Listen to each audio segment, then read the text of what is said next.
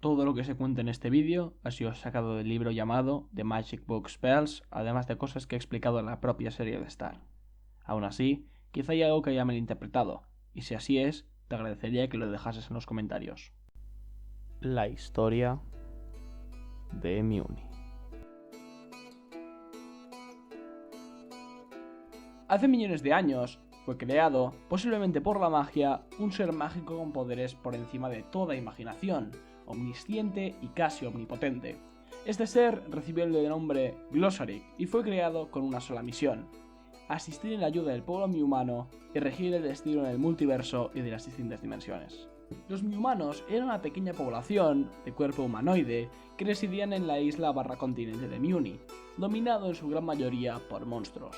Aún así, los mi-humanos habían sido capaces de establecer un pequeño reino, una sociedad matriarcal que en nuestro universo podría parecerse más a un antiguo régimen, pero con magia en lugar de comercio. Y es que, a diferencia de los monstruos con los que mal convivían, los mi-humanos tienen un enorme poder mágico, el cual podía ser despertado por cualquiera de sus habitantes, aunque normalmente el poder solo estaba reservado para las reinas. Pero volvamos a Glossaryck. Sus misiones, como ya dije, eran ayudar al pueblo mi-humano y dirigir el multiverso. Para la primera misión, creó un libro, un gran libro, con el que ayudó a la primera reina de Muni a construir el reino. En el libro, solo accesible para las reinas, se debían escribir los pensamientos y acontecimientos que les ocurrían, y también los acontecimientos que acontecían en Muni, y además debían escribir los hechizos que iban inventando. Se le llamó el Gran Libro de Hechizos, y su función era que su conocimiento se pasase de la sucesoria de reinas de Muni. En la segunda misión, la de dirigir el multiverso, decidió dar ese trabajo a otras personas. Haciéndose el amor a sí mismo, no es broma, lo pone en el libro, Glossaryck tuvo 5 hijos, a los que delegó las diferentes partes del multiverso. La primera fue Hekapu, una mujer diablo, capaz de clonarse a sí misma y creadora de las tijeras dimensionales, artilugios para viajar entre dimensiones rápidamente. Como es obvio, Glossaryck la puso al mando del tránsito interdimensional. El segundo, Omnitraxus, fue delegado al control del espacio-tiempo, debido a su capacidad para alterar las dimensiones de este con facilidad. El tercero, Lekmet, un monje con forma de cabra antropomorfa y con poderes de curación, se le dio el trabajo de vigilar la evolución de las formas de vida del universo. Y por último, Reinaldo, una jirafa también antropomorfa, tuvo como trabajo el resguardar el orden del universo, junto a Romulus, un ser extraño, con un cristal como cabeza y serpientes como manos, aunque esas fueron añadidas más tarde, con capacidad de congelamiento y dedicarlo a la defensa de las diferentes dimensiones y otras cosas de la guerra. Fue con estos 5 hijos que Glossaryck dirigió el universo, mientras en Muni tan solo era un ayudante de las reinas. Años más tarde, las reinas se aliaron con los hijos de Glossaryck para preservar aún más la paz en el universo, creando la llamada Comisión de la Magia, en la que se encontraban Glossaryck, sus hijos y la reina de Muni, que al morir sería sustituida por su hija. Quizás a ese tiempo fue cuando Muni comenzó a tener contacto con los otros reinos del continente, como el reino de nubes de los Ponyhead o el inframundo dirigido por el propio demonio. Durante varias generaciones, el reino de Muni siguió su curso, hasta que, en el 26º reinado, el castillo de Muni ardió en un gran incendio, y con él, el libro de hechizos. La reina de aquel momento, Lyric, no le tomó importancia, pero su hija, Skywyn, sí lo hizo, y para solucionarlo decidió crear ella un nuevo libro de hechizos, a la par que se volvía la 27ª reina de Muni. Durante el reinado de Skywyn comenzaron a realizarse reformas para mejorar la vida de la población mi-humana, como aquella vez que hizo caer hamburguesas del cielo para que se las comiesen. Debido a que Lyric dejó el reino cuando Skywyn tenía 17 años y se pasó a vivir en un volcán, ella tuvo mucho tiempo para rehacer Muni. Era experta en los hechizos de espacio-tiempo, y por ejemplo, inventó el hechizo de parar el tiempo, el de hacerlo más rápido, el de inutilizar la gravedad, aunque este último causó que 12 mi-humanos salieran de la órbita del planeta. Además, durante su reinado, comenzó el boom de la economía maicera en Muni, la cual persiste hasta la época de Star, pero que tuvo de coste la expulsión de montones de monstruos de sus tierras. Sin embargo, eso no fue su mayor hito. Por el año 7 después de la quema del castillo, Skywyn se encontraba en la dimensión 811, muy enfurecida por los problemas ocurridos en Muni y su incapacidad para resolverlos todos. Eso provocó que despertara, por primera vez en la historia de Muni, el Deep Down, con un poder tan enorme que toda la dimensión 811 fue destruida, aunque, por suerte, era una dimensión vacía llena de gusanos e insectos. Skywyn solo pudo salvar a unos pocos de ellos, a los que llevó a la dimensión 812, bastante parecida a la anterior para que pudiesen volver a revitalizar la especie. 4 años después de ese incidente, y con un Mewni totalmente revitalizado, Skywyn, al haberse casado con un hombre humano llamado Sir Ken Robin, estaba esperando una descendiente al trono. Sin embargo, su gozo en un pozo, la descendiente acabó siendo niño, aunque eso no fue impedimento para hacerlo dirigente de Mewni, aunque fuera reconocido como reina y no como rey. ¡Gay! Justine, 28ª reina de Mewni, fue una reina totalmente diferente a Skywyn, porque básicamente su interés en el reino era mínimo. A pesar de ser un genio en las matemáticas, Justine andaba siempre con sus compañeros de banda, en la que se encontraban hasta monstruos, para ir haciendo el cabra por todo el reino. Sus únicos hechizos fueron relacionados con la tuneación de autos y de caballos, ya que su pensamiento era volver Mewni en un centro turístico interdimensional. En una ocasión incluso llegó a dejarse el libro de hechizos en los establos de Mewni, lo que traumatizó a Glossaryck. Sin embargo, y sin ningún tipo de sospecha por mi parte, resulta que al pasar menos de un año de Justine siendo reina, Skywyn le comunicó que iba a tener una hija, y según las reglas de Mewni, las hijas siempre tenían predisposición sobre el trono. Después de comunicarle eso, Skywyn se marchó riendo y bailando de su habitación. No sé por qué. A diferencia de su hermano, Solaria, la 29ª reina de Mewni, sí tenía planes a futuro para el reino, y concordaban con lo que había hecho su madre. Pasado ya el tiempo, Mewni se había vuelto una gran potencia en el continente, pero aún así los monstruos seguían controlando la mayoría del territorio. Esto para Solaria debía cambiar. Según ella, las reinas de Mewni tenían el deber de expandir el territorio controlado todo lo que fuera posible, aunque a los monstruos pudiese no gustarles. Skywyn los consideraba a estos como seres inferiores y que por lo tanto su opinión no merecía respeto. Así pues, y tras un debate con toda la comisión de magia, Mewni le declaró la guerra a los monstruos. Pero había un gran problema, y es que el ejército de Mewni no podía hacer nada contra ellos. Eran más fuertes, tenían poderes sobrenaturales y eran muchos más. Sin embargo, para solucionarlo, Solaria y la comisión de magia encontró un viejo hechizo, que había sido olvidado después de que el castillo fuese quemado, pero que ahora se había recuperado. El hechizo proveía al que lo recibía de unas capacidades increíbles y sobrehumanas, con las que podría vencer a cualquier monstruo sin pestañear. El hechizo fue probado con una campesina voluntaria llamada Mina of Berry, y fue todo un éxito. Aunque no mencionaron que el hechizo deterioraba la mente del receptor. Con estos seres, la guerra comenzó a irle mejor a los Mewmanos, consiguiendo vencer en varias batallas, como la toma del Reino de Nubes o el ataque al castillo de Mewni. En este último, la hija de Solaria, Eclipsa, fue casi capturada por el príncipe de los monstruos, Gladgor, pero fue capaz de escapar y volver con su madre. Después de eso, Mewni estuvo en guerra encarnizada con los monstruos por 10 años, hasta que los logros diplomáticos de Hecapoo, la ex reina Justine y el marido de Solaria, Alfonso, consiguieron que tanto el reino de los demonios como el de las nubes se aliaran con Mewni, ganando ventaja sobre los monstruos. Solaria tuvo que dejar su cargo unos pocos años después de esa victoria, ya con la guerra más estabilizada y la toma de territorios de Mewni por parte del ejército de Solaria, y su hija, Eclipsa, se volvió la 30ª reina de Mewni. Solaria moriría a manos de un septariano, de nombre Seth, años después, dejando a Eclipse sin madre. Lo que no sabía Solaria es que su hija era totalmente diferente a ella.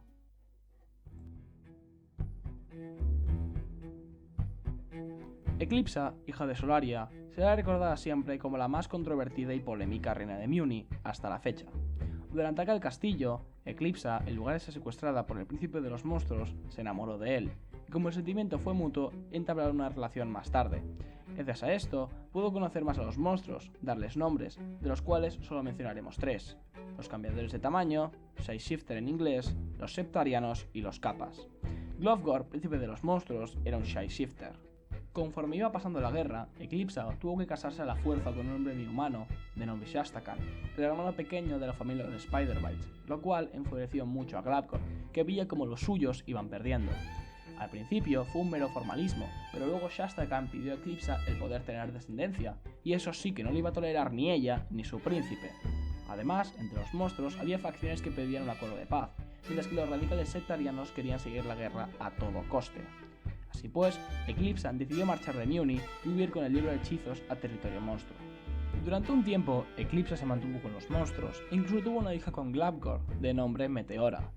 Pero aquí no hay final feliz. La comisión de magia los encontró a los dos, Romulus los cristalizó y a la niña se le borró la memoria y fue abandonada a su suerte.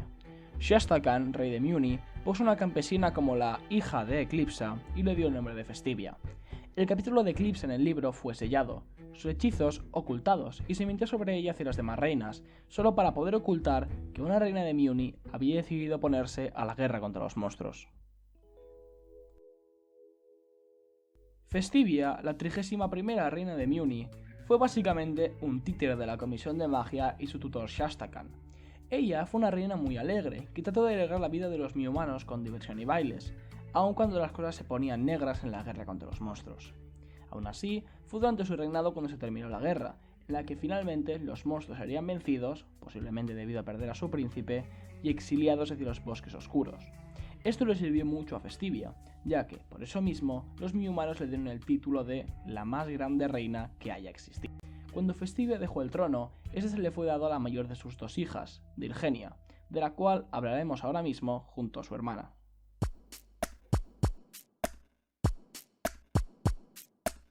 Es posible que se debiera a un problema en el embarazo, pero sea como fuere, el poder mágico de las dos hermanas, Dirgenia y Crescenta, era desigual. Dirgenia, la mayor, no tenía casi nada de poder mágico, sino que su mayor pasatiempo era dibujar círculos en su libro de hechizos y hablar de lo dura que era la vida. Mientras tanto, Crescenta era la más poderosa de las dos, y cuando digo poderosa, digo que fue la reina de Muni que más hechizos creó en la historia. Aún así, Dirgenia, al ser la mayor, se volvió reina primero, pero al igual que pasó con Justin, fue quitada del poder un año después por ser incapaz de gobernar el reino. Su hermana, Crescenta, 3 años menor, se podía resumir en que, a pesar de parecer muy bonita y alegre, en verdad fue la mayor tirana de todo Muni. Y no exagero. Para empezar, antes de llegar al poder, Crescenta había montado ya el Club de Muni, en el cual se unirían las princesas de Muni que fueran a tomar el poder en el futuro para coordinar lo que pasaba en el continente. Crescenta se encariñó con la princesa del reino de la gente de agua, Emily, y la volvió su emisaria. Cuando llegó al poder, Crescenta decidió que todo el rollo de la alegría y la diversión que su madre había creado debía irse al carajo. Y así montó restricciones en la vida pública, en las fronteras, en la libertad de expresión. Vamos, que a Crescenta le faltaba bigote y partido para volverse lo más parecido a un 1984 de Disney. Y luego estaban los monstruos, que para Crescenta, como bien dice en su capítulo del libro, eran unos seres inferiores que tenían la culpa de todo lo que le pasase. A quien le tenía especial odio era Set de Septarsis, el septariano asesino de Solaria que no quería mantener la opresión que recibían los monstruos. Sabiendo que Set podría proponer una rebelión, Emily y Crescenta decidieron llevar a cabo unas elecciones, obviamente truncadas, para los monstruos, en las que ellos podrían elegir su líder. Crescenta puso a Pema a varios, una capa, un títere de Muni, y atacó la imagen de Set durante todo el proceso electoral. Como era de esperar, Pema ganó las elecciones. Prometió mantener a raya a los monstruos mientras Crescenta se tomaba vacaciones junto a Emily. Su reinado acabó tras todos los cambios, habiendo creado hechizos como el Levitato o el Brazo Monstruoso que luego conoceríamos en la serie.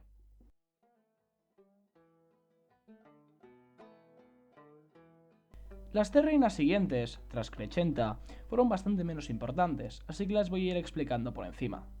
La primera de estas fue Rina, la de los acertijos.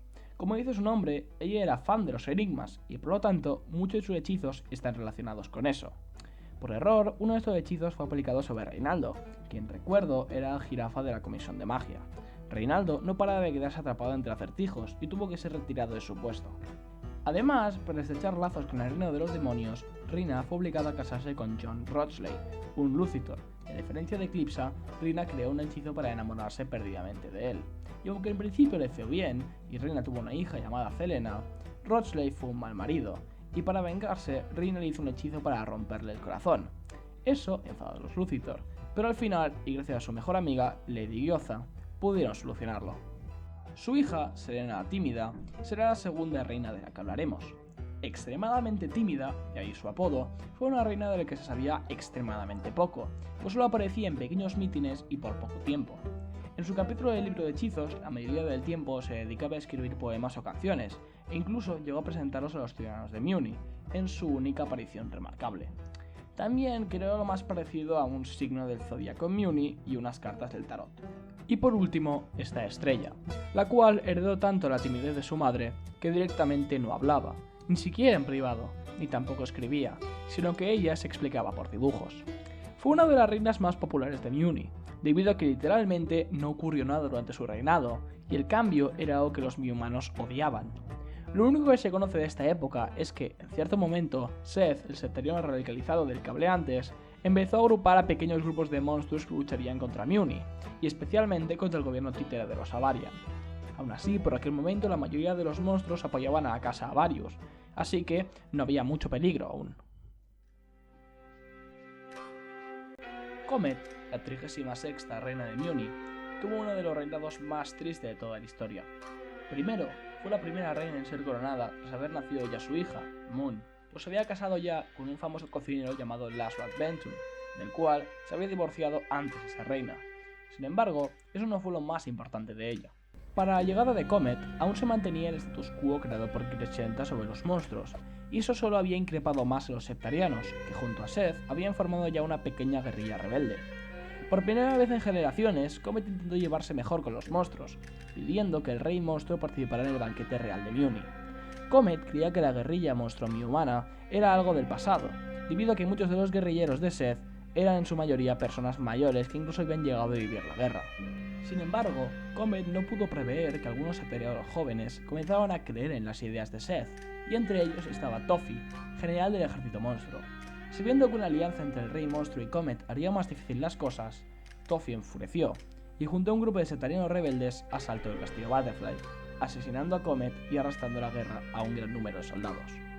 De ahora en adelante sería el papel de su joven hija, Moon, ser la reina de Muni y vencer a Tofi. En serio, ¿por qué todas las reinas guays de Muni se les tiene que morir la madre de pronto? Tras morir Comet, Moon y la Comisión de Magia consideraban que la situación estaba perdida, y que Tofi iba a ganar esta batalla.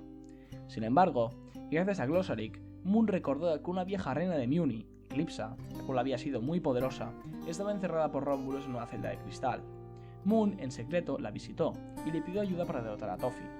Eclipsa había creado un hechizo para derrotar a todo Septarian, cortando su cuerpo para que nunca pudiera regenerarse, y aceptó ayudar a Moon a cambio de que, si Tofi moría, Eclipsa sería liberada.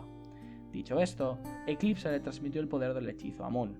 Moon decidió ir directa, se enfrentó a Tofi y usando el hechizo le cortó el dedo. Al verlo, los demás monstruos, en su mayoría septarianos, huyeron y la amenaza se disolvió. Una vez más, Muni había ganado, pero esta vez las cosas no iban a ser las mismas. Moon profundizó más en las reformas de Comet y consiguió un mayor entendimiento entre los monstruos semi-humanos, aunque no pudo evitar que el hijo pequeño de los Avarian, Ludo, quisiera ser rey de Muni robando la varita. Aún así, Moon, como ser mi-humano, seguía muy dolida por el asesinato de su madre, y solo hubo una persona que la ayudó a sobrellevarlo. Su nombre era River Johansen, un miembro del clan Johansen, el cual, a diferencia de sus hermanos, no era tan varonil ni fuerte.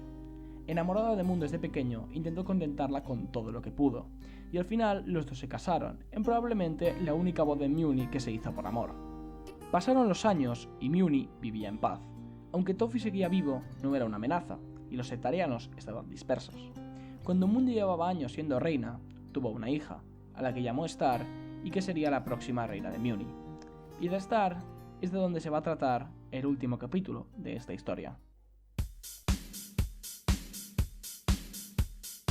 Star recibió la corona con 14 años, y durante muchos meses ni tocó el libro de hechizos, ni mucho menos leyó algo de la historia de Muni. Star usó el libro casi como un diario, y contó cómo ella se había enamorado en el baile de la luna plateada de un miembro de la familia Lucitor llamado Tom, de su misma edad. Fue Tom quien le compró su diadema de demonio, y los dos fueron novios durante un cierto tiempo. Sin embargo, Tom y ella rompieron, lo que dejó muy triste a Star. Sabiendo eso, y como era capaz de comportarse como una buena princesa de Muni, sus padres decidieron enviarla a Tierra, donde una familia mexicoamericana, los Díaz, la cuidaría.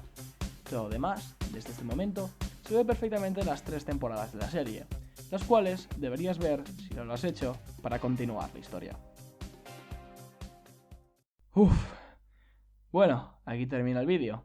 La verdad, creía que iba a ser más largo, aunque también verdad, recomiendo que os leáis también el libro de hechizos de Star, porque básicamente este vídeo es un resumen de todo el libro. Así que bueno, espero veros otro día y adiós.